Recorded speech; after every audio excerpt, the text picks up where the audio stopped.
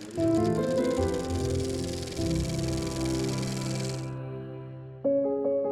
Young Ambassadors are a group of very talented and enthusiastic musicians, actors, dancers, singers who, with music and dance as their medium of expression, have chosen to share a message of friendship with people all over the world.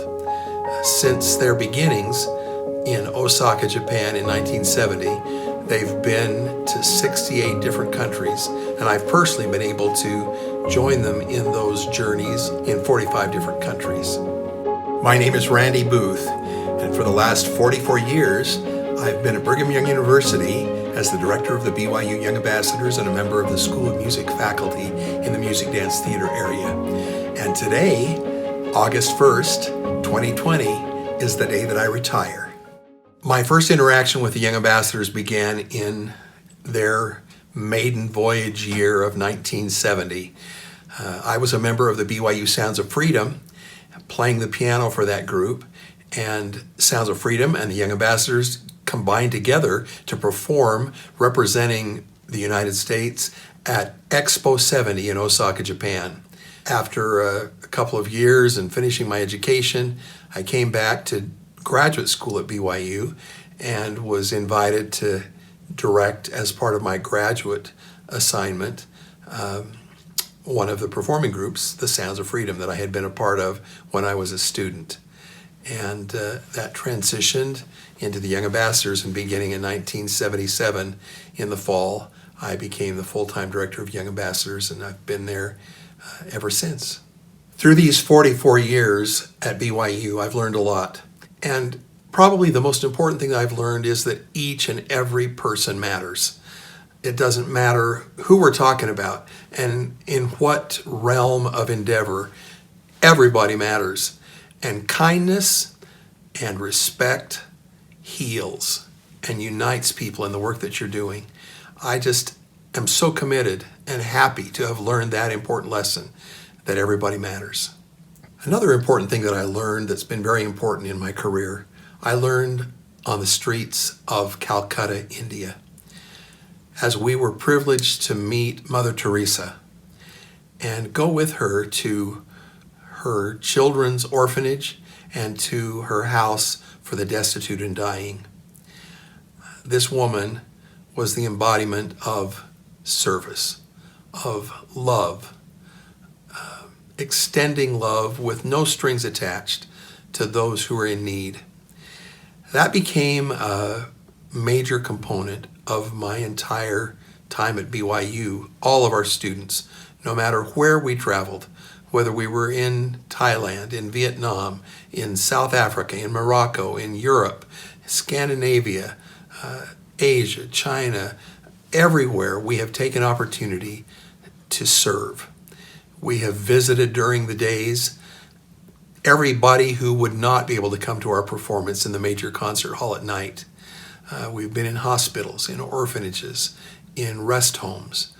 We have made every effort to share the friendship that we were going to those very specific countries to share with the people who may not ever have the opportunity to meet us in the normal setting of a grand theater downtown. And in that effort, as we've done that together, students and faculty alike have felt such an overwhelming sense of gratitude as we recognize what an incredible blessing it is to serve wherever we are, in whatever communities we're a part of. The opportunity to serve is what enriches and unites us with our colleagues, with our neighbors, with our families. Another thing I've learned is that in our world, there's a lot of people talking. And those of us who can pull back a little bit and listen a little bit more carefully will learn some important lessons that can help us as we interact with people, as we try to accomplish what we're trying to accomplish in our lives. I really believe in talking less and listening more. And I have felt that as a result of that, practicing that in my career as a director, as a an ambassador of America, of Brigham Young University, of my family, that I have learned a lot from the people that I've been privileged to listen to. Perhaps the most important principle that I have discovered through years and years of experiences is that when difficulties arise, as they certainly will and always do with groups of friends and colleagues and students and family members, we've just got to let it go and recognize that if we let it go, if we can forgive and move on together, it will be a part of that fabric of our lives that is enriched as we go through hard things and as we learn to lean on one another and draw strength from one another and to appreciate others' capacity to be positive and to bounce back when things are tough, when the tough experiences of life come upon us. That's when we really get going. And I really believe that in every walk of life, we've got to let it go, forgive, and move forward together.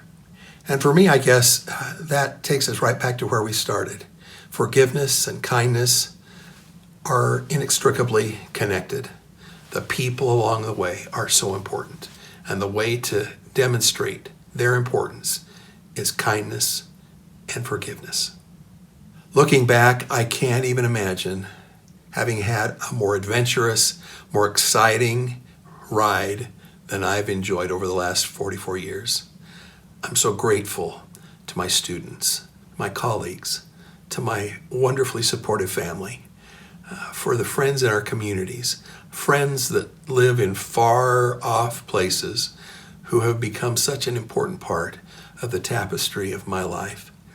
I am deeply grateful, and I'm not done yet. We're going to continue practicing those same principles that have brought us so many rich and rewarding experiences as we move forward to the next chapter of our lives.